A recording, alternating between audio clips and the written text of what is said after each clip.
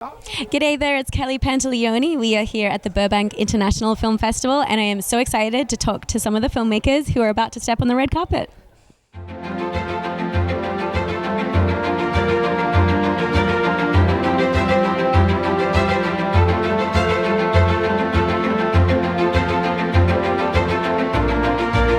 you mind telling us a little bit about what the film's about?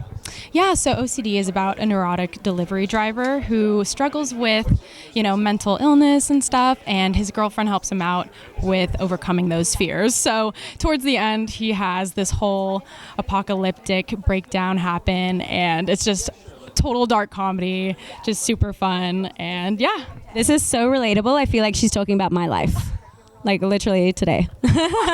So this is why we need movies. We need to find things to relate to. Exactly. Very. Well, thank you so much, and I hope you enjoy the festival. So how did you approach the soundtrack and score, and how did that enhance the story?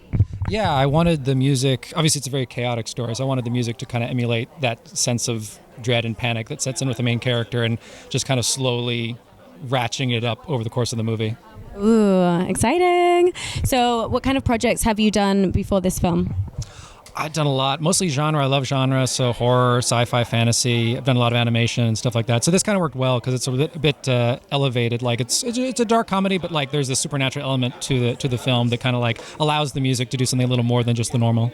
Awesome, fantastic. And what's next for you? Working on actually some animation, adult animation scoring, yeah. Hi there, what is your name? My name is Luca Pizzoleo. I'm the director and producer of OCD. Wonderful. So how did you approach casting for this project? Some of my friends are actually in the film. Roz Fritz, he's my best friend. I've known him for 15 years. And then we also got Stephen Ogg, who is an incredible actor. And I just reached out to his management team, and we were able to get someone there. But yeah, just generally, I feel like that's kind of how I approach casting. I find someone I like and reach out. That's why it pays to be nice in this town, guys. Thank you so much. You're welcome. Thank you very much. What is your name and what's your involvement in this film? My name is Roz Fritz, and I'm the lead actor in OCD. How exciting.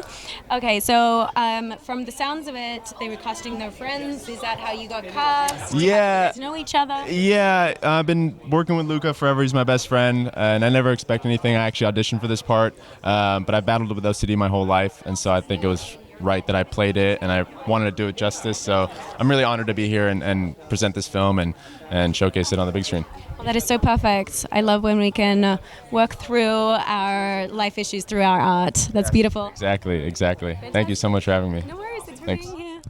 Yeah, my name is Michael Lee Bishop. I'm a composer for the film Unexpecting. It's a comedy short. Oh, thank you. We got a little synopsis there. Okay, so can you please tell us what was your approach to doing the soundtrack and the score, and how did that enhance the story? The score had a lot of different styles of music in it. It's a comedy, obviously, and it is several short scenes throughout the film. So each scene in its own had its own sound. So I was trying to create that sound around each character interaction with each scene. So it's very different, a lot of different genres throughout the film. Beautiful. Thank you so much. Of course. Yeah, thank you. Yeah, my name's Taylor Bai, and I'm an actor in the film V-Card. V-Card. I love the sound of that. What was the process like for casting? Yeah, the film was actually directed and written by my best friend in the world. We've been friends since 7th grade, so it was kind of a no-brainer. We just really wanted to make something together. So she kind of, asked me to be a part of this project she'd been creating, and yeah, wonderful. So exciting. How fun to work with your best friend. Awesome. Thank you so much. Have fun at the festival. Thank you so much. So my name's Kurt Devonshire, and I'm here as the producer of Style Rivals. Fantastic. Do you have a favorite moment in this film? It would be right at the end where the guys kind of look at each other and they've just kind of beaten the crap out of each other, and there's this moment of like, that was, and then the bell rings, and it's like, oh no, here we go. So yeah. That sounds awesome. Well, we're keeping it super short and sweet today, so thank you so much, and I hope you enjoy the festival. Thank you so much. Appreciate it. Thank you. Absolutely. My name is Dania Denise. I'm the director of Yvonne Speaks. My name is Pac Castillo, and I am an actor in Yvonne Speaks. Fantastic. So I would love to know, and I'm sure the audience would love to know, if you have any advice for somebody who is breaking into these industries. You have to know people, but you also have to like people. It's a people person industry. If you're easy to get along with, people will just gravitate towards you. And if you're kind of a little socially anxious, we're all weird in this industry. We all have something about us that draws us together. So this is the perfect place to just get creative and get weird. Just make friends. My name is Trisha Brooks, and I am with Yvonne Speaks, and I play Yvonne. Oh, fantastic. That's exciting. So I would love to know, what was a scene that was either particularly difficult or particularly rewarding? Or it could have been both. Oh, both. Okay, so there's a scene where I do a bunch of different accents. I speak different languages. Not very well, by the way, but she's not supposed to. And we did it in one shot. So we started literally from the front of the house. We go through the entire kitchen, throughout the entire house. I'm speaking to other people. The camera's following me. Very Birdman. Yeah, totally. And we didn't cut, and we did it only a couple times, and I was like, I need to hit every single mark.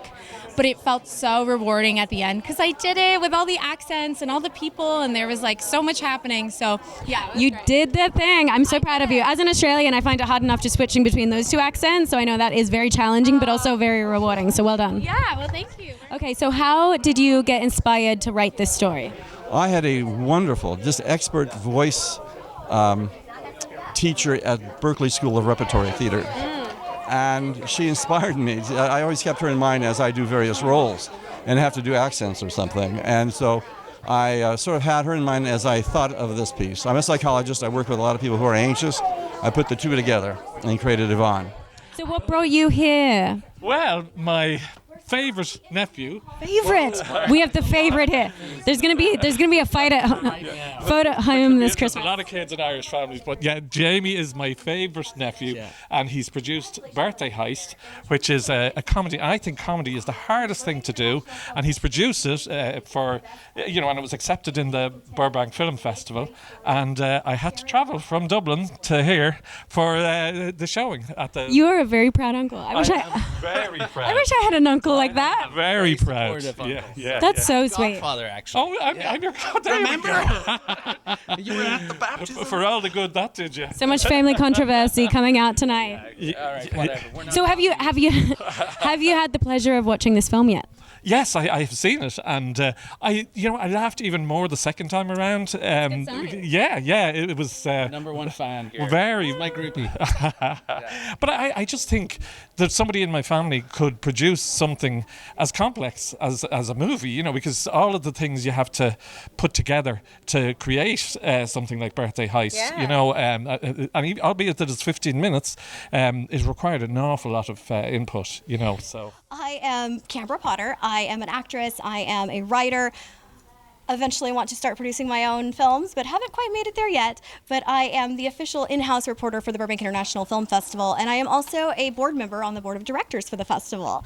So I've been volunteering with the festival for about 6 or 7 years now. I joined the board of directors in January, and it's just a great organization. I love being able to celebrate independent filmmakers from truly all over the globe. I mean, we just met a gentleman who flew in from Ireland to celebrate his nephew's film in the festival, and we have over 160 films screening this weekend. So it's really just so inspiring to see all of these filmmakers, even students. We have high school students, a whole category just for them. And as being a board member, I've had the chance to pre-screen several of the selections, and it is such a competitive, we had, I don't know if I'm allowed to provide the exact number, but we had a lot of submissions, like more submissions this year, I think, than in the past. And it is. We're talking thousands?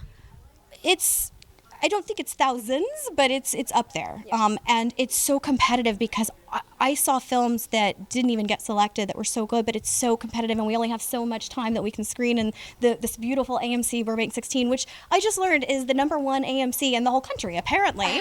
How does one be a number one AMC? Well, sadly, nowadays I feel like that's not as hard because a lot of theaters, unfortunately, are closing. So I'm so grateful that this one has maintained its presence and its reputation. It's a beautiful theater, and we've been here. This is our 16th year. I believe we've been screening here every year. I haven't been involved the whole time. I've been involved for only 6 or 7 years. But I know you asked me another question, and one of those was where this dress came from. Great memory. Nordstrom Rack. Oh, I had to remember. Love it. I do love it. Love a good deal. Love a good deal. It's so pretty. So I'm curious, with your experience being with the film festival for 6 or 7 years, I want to know the craziest moment you've seen, whether it's the red carpet, whether it's a movie moment, whether it's during a Q&A or an after party, a crazy moment that really stood out to you. Well, this might be a little tough to pick just one. That's good. Juicy. Spill the tea, sis. Yeah, well, in 2021, so right in the middle of the whole COVID pandemic, we had the festival, and it was obviously social distanced, and took all the precautions. But during our awards gala, which is at the Burbank Marriott Convention Center every year, we have assigned seating, and somehow the press team, which is kind of ironic because we are those people. We are the press team. The press team that was in attendance that year somehow accidentally sat at the VIP table, and we had a celebrity family that was our VIP being honored that year, and the press just accidentally sat at the wrong table and started eating off the salad of our celebrities. We are the VIP. And we're like, there's a pandemic happening. Oh no! Somebody's got to strike those salads immediately and replace all the flatware and all the. It was a little moment of chaos and panic, but we all managed. The hotel actually provided just a whole nother table. They just brought a whole additional table out for the VIPs, comped some bottles of wine, I think, for them. So it all worked out. But damage control. But yeah, that was one of the most memorable, I think. I mean, you're in a pandemic, and eating off the wrong salads is a no-no. That is a very big no-no during the pandemic. Well, thank you so much. You look absolutely gorgeous. Thank you. You are such a great presenter and host and speaker. So loved working alongside you tonight. Thank you so much. And should we say the tagline together? Okay. I'm Kelly Pantaleoni. And I'm Canberra Potter. And that's my entertainment. What's yours?